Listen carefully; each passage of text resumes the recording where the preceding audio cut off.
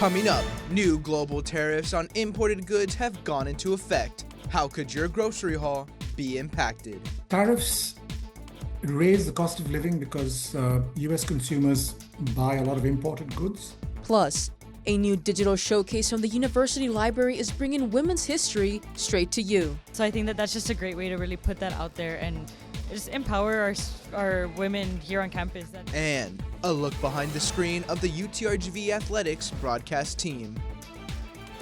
KVAQ-TV starts now. Good morning, vaqueros. I'm Dathan Trevino. And I'm Perla Cortez. This is Monday, March 9th, and this is the 8th spring edition of KVAQ-TV. Let's start today's newscast with our top story. President Donald Trump's global tariffs have come into effect as of late February, with a 10% increase on imported goods. Here's our multimedia journalist, Jose Rodriguez, with the story. Are the tariffs going to affect your grocery haul? I spoke with an economics professor to break down the potential changes for our economy. Tariffs raise the cost of living because US consumers buy a lot of imported goods. President Donald Trump has signed an executive order under Section 122 of the Trade Act of 1974 to temporarily impose global tariffs for 150 days without congressional approval. The Trade Act authorizes the president to enter trade agreements and impose temporary tariffs to address large and serious payment deficits. According to the White House, the goal for the tariffs is to bring back domestic production and produce more jobs. However, in the press release it states, some agricultural products won't be affected by the temporary tariffs such as beef, tomatoes, and oranges. UTRGV's Department Chair of Economics, Gautam Hazarika, explains the negative effects newly imposed tariffs could bring and how its persistence can influence production costs for businesses. There is another negative effect, and that is imported goods are often raw materials for US businesses. If the price of raw materials rises, it's going to raise, again, the cost of production and therefore prices in the supermarkets and so on. Tariffs are a bad idea. They are inflationary. They are, in a sense, a tax on the public. Grocery store owner and manager Ruben Cavazos says he doesn't keep up with the news for economic updates and depends mostly on the outcomes of his business after his day-to-day operations. We haven't seen a large change, anything that really has affected us in any way, either positive or negative. Ruben's grocery sells products from different countries like Mexico and South American nations. Cavazos says because of the inflationary costs over the years, he cannot guarantee which products will continue to be stocked on shelves. Prices go up when there is a problem with logistics or production. Obviously, we saw that a lot during COVID. But all of those things are temporary, and there's always substitute products. So, for example, here at the store, because of the Topo Chico that's going to go away for a while, we've got Tehuacan water, which we think is actually better, and so we promote that. Cavazos adds that after 55 years in business, listening to his customers is a priority, and it helps them adjust to changes in the market, offering shoppers affordable prices. For KVAQ-TV in Edinburgh, Jose Rodriguez. It's Women's History Month, and the University Library staff is showcasing the department's many resources through a new project. Multimedia journalist Victor Ortega with more. Victor? Women's history at the palm of your hand. Acquisitions and Collection Development Librarian Raquel Estrada says University Library staff have been working to create digital showcases for Women's History Month throughout the years. These showcases, available online, feature library resources such as articles, databases, and more, focusing on women. 2026 is no exception. Estrada explains what the UTRGV community can expect to see in this year's work. I'm working on a poster on government documents, and so I think with that particular collection, they are government resources, so they won't just be available to our UTRGV community, they will be available to just anyone, our community at large. Estrada adds, sharing the library's resources helps students not only learn about its online content, but also teaches students a bit of women's history. There's just so much information, you get to learn of, past experiences from, the women that came before us. According to the University Library, before 2023, book displays were created during March to highlight the works available on campus libraries. With fewer students on campus after the pandemic, the library team decided to move to digital posters with access links to not only written articles, but also short films and documentaries. Marketing Junior Briseida Ramos says this project is a great way to share university resources that can inspire female students. So I think that that's just a great way to really put that out there and just empower our women here on campus that they can do things and that there's so much inspiration out there for us to look up to. Accounting junior Preston Size says she shares the feeling of empowerment this initiative brings. I think it's really like empowering as a woman. I think it's really important just to stick up for each other and that more information is spread. Just be proud of it. For KVAQ-TV in Bronzeville, Victor Ortega. Last Thursday, the Texas Supreme Court justices visited the UTRGV Performing Arts Complex to hold oral arguments. Multimedia journalist Ian Juarez with the story.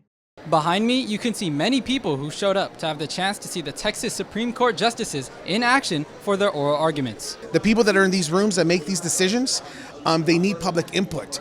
And that's what engagement does. So I'm all in favor of this, and I think we need more of it. The Texas Supreme Court justices consolidated Texas General Land Office versus Save RGV and Cameron County versus Save RGV for oral arguments open to the public. Both cases in the oral argument were related to SpaceX and its use of Boca Chica Beach. When the oral argument began, the court justices listened to the arguments of the lawyers and questioned them on things such as the validity of the case. Schools such as Harlingen High School South, Idea Elsa Prep, and Jimmy Carter Early High School in La Jolla also showed up to the event. Harlingen City Commissioner District 5 and teacher at Harlingen High School South, Rene Perez, brought his class to expose the students to community engagement. It's extremely important because this is one of the few instances where they can see it in real life and they can become engaged in it in a certain way.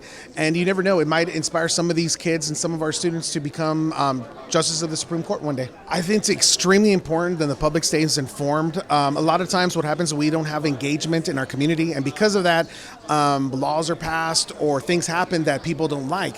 And the only way to prevent that is to be engaged. After the discussion period concluded, 5 students, 4 from high schools that were present, were allowed to ask the Supreme Court justices any questions, so long as the questions were not related to the cases that were covered that morning. UTRGV Student Government Association Vice President Ian Alfaro was the first person to get up on stage and talk to the justices. Alfaro asked the justices if they believe the Valley should have a law school, as the McAllen-Edinburg Mission area is now the 5th largest metropolitan area in Texas, with Justice Blacklock stating, "We don't have a law school south of San Antonio, and we have a long way to go from here to there. But I don't see any reason why that shouldn't be a goal of this community." Just like the attention to detail that these judges have, it's kind of like they're very careful because anytime an attorney brings up something, they really want to dissect it, and they bring up hypotheticals because they want to make sure to just not only look to the present but also look to the future of what may happen.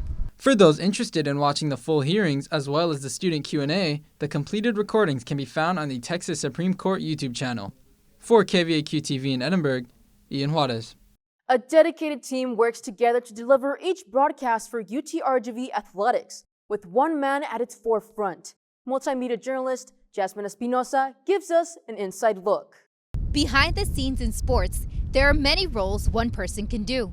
Luckily, I have a great team that helps with that, which allowed me to really focus on the press box. Senior Associate Athletic Director for Communications and Championships, Jonah Goldberg, has been the voice behind the broadcast for nearly 15 years and wears many hats. Leading up to the game, there was making sure everybody had a seat in the press box who needed a seat. Everybody had electricity who needed electricity, make sure there are enough power strips. It's like little things like that, making sure that we have enough guest Wi-Fi. Behind the bright lights, rowdy crowds, and drumline, Goldberg works with a team of at least 20 people per football game to get the statistics right on the screen. Goldberg says one of the many challenges of a fast-paced game such as football is being in 2 places at once. Football was an incredible experience. I think that doing it for the first time, going in, there was a lot of learning because I didn't know what I didn't know. With something like football, sometimes we're scoring more than 4 times in a game. So how did we handle that? We had a few things. We had one of our marketing student workers was actually standing in the end zone with her phone trying to record scores. So that gave us a different angle. If we were lining up for a field goal, I would actually step outside the press box and go right to the top of the stands and pull out my own phone and just grab it. Aside from quick action, Goldberg says memorizing the football players' names is much more efficient. He recalls a time when he was asked to help with stats unexpectedly. Especially the first time, I didn't bring binoculars because I didn't realize I was going to have to do this. So sometimes it could be hard to see the numbers from where I was, especially for football, basketball, volleyball, and soccer especially. You really go over the roster hard because you want to know who these people are without having to refer to the roster too often, because they can be fast-paced games and you don't always have a lot of time to look at them.